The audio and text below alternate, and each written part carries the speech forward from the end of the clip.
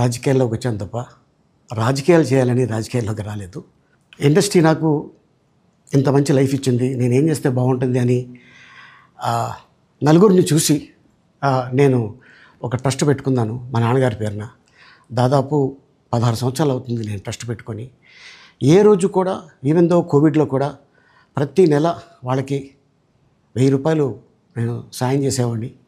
కోవిడ్లో కూడా ఆపకుండా అలా కంటిన్యూగా సాయం చేస్తూనే ఉన్నాను. చాలామందిని నా కుటుంబంలో అవ్వచ్చు, బయట వాళ్ళు అవ్వచ్చు, చుట్టాల్లో అవ్వచ్చు, చాలామందికి చదివించాను నేను.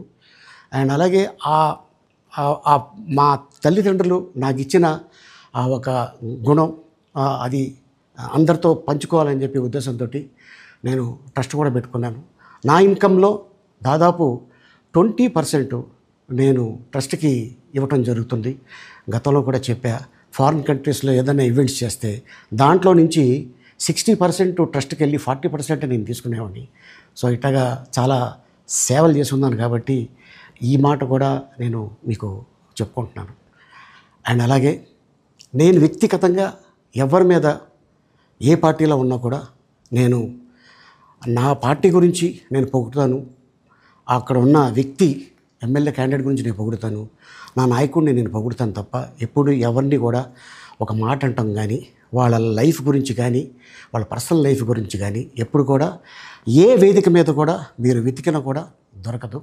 అండ్ అలాగే సో నేను ఈ రోజున మీ ముందుకి రావడానికి కారణం ఏంటంటే నేను ఏ పార్టీ మనిషిని కాదు, ఏ పార్టీ సపోర్టర్ని కాదు.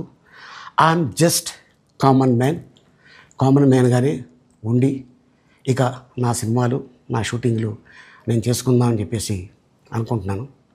That's it. ఈ మాట చెప్పడానికే నేను మీ ముందుకు వచ్చాను.